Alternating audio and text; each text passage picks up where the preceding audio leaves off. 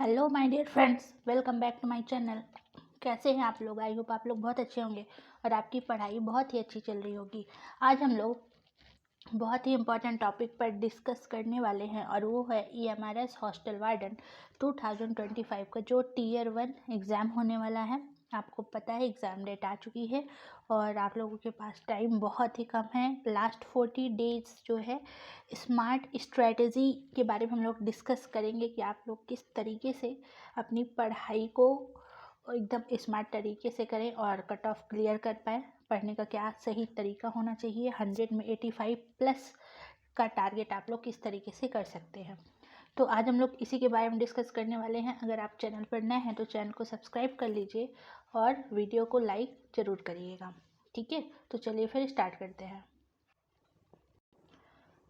EMRS hostel warden 2025 आपको पता है वैकेंसी आ चुकी है और फॉर्म फिलिंग जो है डेट आगे बढ़ गई है और अभी भी फॉर्म फिलिंग जो है स्टार्ट है। जिन लोगों ने फॉर्म नहीं डाला है वो लोग अभी भी डाल सकते हैं। ठीक है, देखिए गवर्नमेंट की वैकेंसीज आ नहीं रही है, अगर आ रही है तो आप लोग बिल्कुल इसको स्किप ना करें। ठीक है, तो आपको पता है इसकी जो पोस्ट है प्रॉपर, जो हम लोग सिर्फ हॉस्टल वार्डन की बात करेंगे अभी, उसी के बारे में पूरा डिस्कस करने वाले हैं। इसमें हम लोग एग्ज़ाम डेट और आपका सिलेबस, साथ ही साथ एक स्मार्ट स्ट्रैटेजी जो 40 दिनों की किस तरीके से करना है, ठीक है, उसी के बारे में बात करेंगे।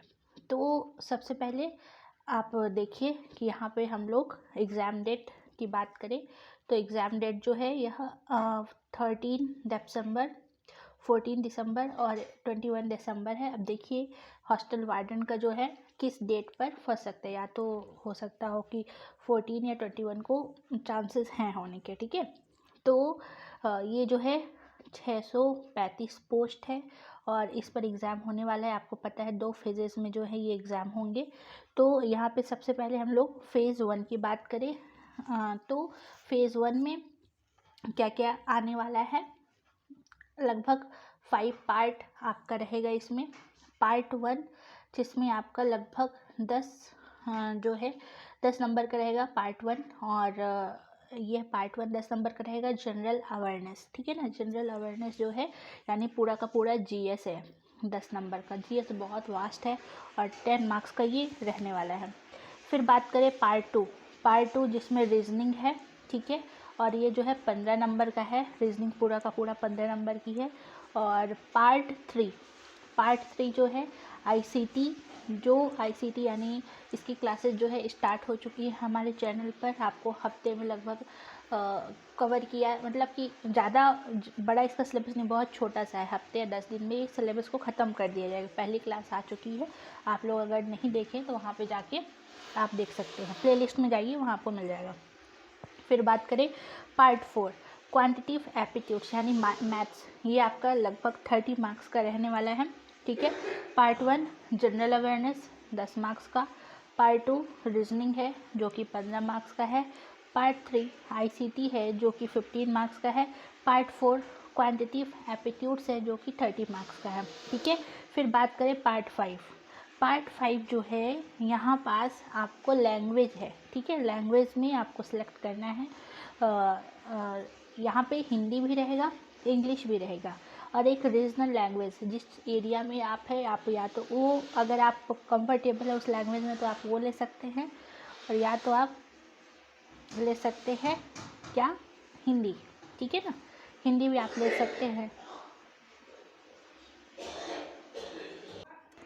ये तीनों जो सब्जेक्ट है आपके 10 मार्क्स के रहने वाले हैं। ठीक है ना, यानी कि आपका जो हिंदी है यह 10 क्वेश्चन रहेगा ना, हिंदी जो है ये भी 10 क्वेश्चन रहेगा, इंग्लिश के 10 क्वेश्चन रहेंगे और जो आपकी रीजनल लैंग्वेज होगी जो भी आप सिलेक्ट करेंगे उसके 10 क्वेश्चन रहेंगे 10 नंबर के। बट आप वही जो सबसे इजी रहेगा आप वही जो है सिलेक्ट करिएगा। ठीक है, अगर हिंदी आपकी बेस्ट है तो आप हिंदी लीजिएगा, दोनों एक साथ प्रिपेयर हो जाएगा। तो आई होप आपको समझ में आया होगा। पार्ट 1 जो कि जनरल अवेयरनेस है 10 नंबर का, फिर है पार्ट 2 रीजनिंग है जो कि 15 नंबर की, फिर है पार्ट 3 ICT 15 नंबर का, पार्ट 4 है क्वांटिटिव एप्टीट्यूड 30 मार्क्स के, पार्ट 5 तीनों को मिला के 30 नंबर का, टोटल 100 नंबर का रहेगा। टाइम आपको 2 घंटे दिए जाएंगे और 1/3 निगेटिव है। ये चीज़ें जो है आपको पता होनी चाहिए। फिर टायर 2 की बात करें, अभी स्ट्रैटेजी पे जाएंगे आप, वीडियो मतलब लास्ट तक बने रहिएगा।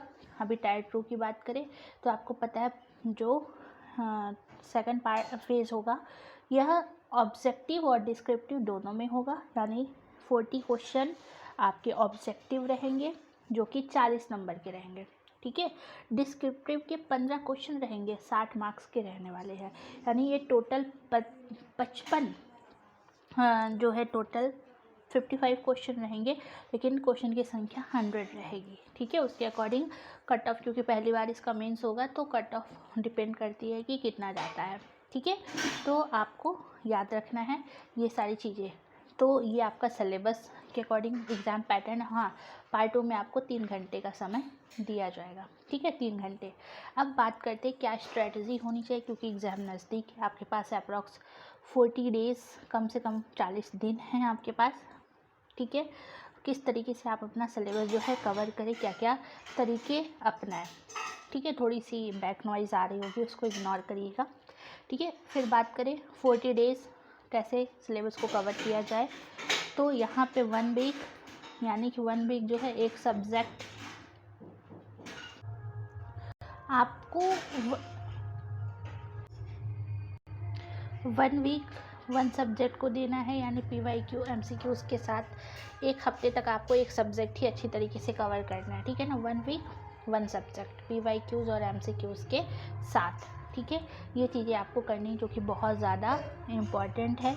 40 डे में आपको ये पूरा सिलेबस को कवर करना है।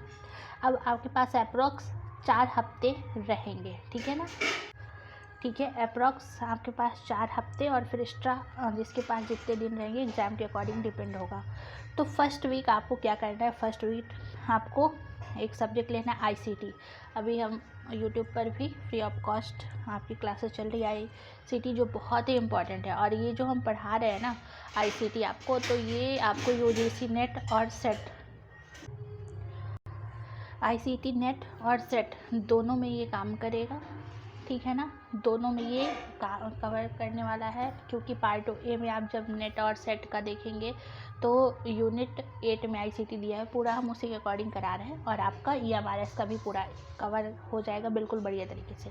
1 हफ्ते आपको ICT लेके चलना है उसके साथ साथ, क्योंकि आपका ये इम्पॉर्टेंट इसलिए आपका खासकर हिंदी इंग्लिश, क्योंकि अगर इसके पासिंग मार्क्स आपको नहीं मिलेंगे तो आप के इधर वाले नंबर का उतना ज़्यादा मायने नहीं रहेगा। तो 1 वीक 1 सब्जेक्ट हिंदी और इंग्लिश आपको साथ लेके चलना। मैथ्स को रेगुलर करना पड़ेगा, क्योंकि 30 मार्क्स का मैथ्स है, तो आप इसको स्किप नहीं कर सकते, आपके पास सिर्फ 40 दिन ही बचे हैं, तो मैथ्स तो रेगुलर ही करना पड़ेगा, ठीक है। हिंदी और इंग्लिश आप ये भी आपका रेगुलर ही रहेंगे, मतलब हिंदी इंग्लिश मैथ्स ये आपको रेगुलर ही लेके चलना पड़ेगा, ठीक है। फिर बात करें GS, 1 वीक आपको GS ICT के बाद आपको नेक्स्ट वीक आप GS को लेकर के चलिए, आपको बहुत डीप नहीं पढ़ना है, ऊपर ऊपर से पढ़ना रहेगा। साथ ही साथ हिंदी और इंग्लिश ये आपको रेगुलर करना है, और मैथ्स जो है ये भी रेगुलर करना है, ठीक है ना। 1 वीक की बात करें, ठीक है, तो आपको ये अगले 1 वीक जो है आपको रीजनिंग करना है, और उसके साथ साथ आपको मतलब पूरा टारगेट करना है, सुबह से लेके शाम तक आपको पूरा का पूरा रीजनिंग कवर करना है। फिर हिंदी इंग्लिश को लेके चलना है, ये छोड़ना नहीं है, क्योंकि ये बहुत ही इंपॉर्टेंट है। देन उसके बाद मैथ्स तो लेके चलना ही है।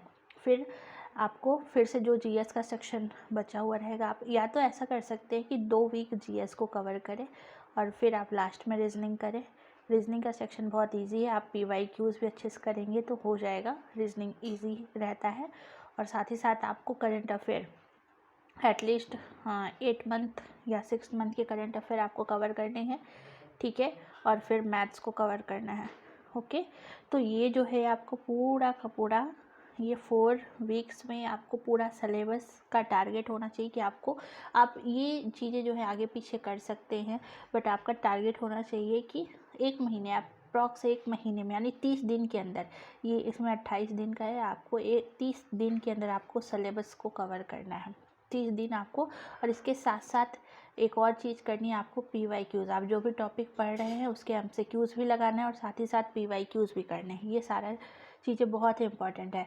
देन आखिरी की जब लास्ट दिन बचेंगे आखिरी के 10 दिन, तो उसमें आपको क्या करना रहेगा, उसमें आप मॉक एक दिन में 2 मॉक, कम से कम एक दिन में 2 मॉक लगाना है, और साथ ही साथ जो आपका वीक सेक्शन होगा उसको भी स्ट्रॉन्ग करना है। फिर आपको PYQ सॉल्व करने हैं रेगुलर, ऑल सब्जेक्ट का रिवीजन करना है। फिर लास्ट 1 ईयर करेंट अफेयर, यानी आखिरी 1 सालों का करेंट अफेयर है, आपको 8 महीने का मैंने बोला, लेकिन आपको एटलीस्ट 1 ईयर का करना रहेगा, क्योंकि क्वेश्चंस कहीं से भी बन सकते हैं, सेंट्रल लेवल का है। फिर रेगुलर 2 मॉक, रेगुलर जो है 2 मॉक आपको देनी है, बहुत बहुत इम्पॉर्टेंट है। और जब आप मॉक के बाद उसका एनालिसिस, आप लगभग 1 से 2 घंटे टाइम निकाल के उसका एनालिसिस करिए। जो वीक सेक्शन है अपना सिलेबस उठाइए, फिर से आप उसको कवर करिए। आपको 10 दिन सिर्फ और सिर्फ प्रैक्टिस, इसी प्रैक्टिस पर आपको पूरा का पूरा काम करना रहेगा। ये बहुत ही ज़्यादा इम्पॉर्टेंट है, ठीक है। ये आपका mock, PYQs, all subject revision, last 1 year के current affair, regular 2 mock, maths पे आपको फोकस करना है, ये सारे काम करने हैं। आपका टारगेट होना चाहिए कि 30 दिन के अंदर आपका कंप्लीट हो जाए सिलेबस। आप इसके अकॉर्डिंग 1 हफ्ते में चीज़ें उठा सकते हैं, 1 हफ्ते में। देन लास्ट के 10 डेज सिर्फ और सिर्फ रिवीजन और PYQs फोकस और MCQs, यही चीज़ें करनी है, ठीक है ना। लास्ट 10 डेज सिर्फ इतना आपको करना है। देन उसके बाद फिर आप जो है आराम से जा कर के आप एग्ज़ाम दीजिए, बिल्कुल फुल कॉन्फिडेंस के साथ, बिल्कुल घबराना नहीं है।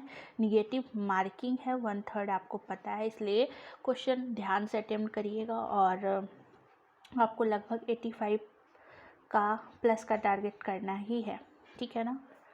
85 प्लस, क्योंकि कंपटीशन हाई है, कट ऑफ ज़्यादा ही रहेगा, बिल्कुल, इसलिए आपको अच्छी तरीके से मेहनत करके एग्ज़ाम देना है, ठीक है।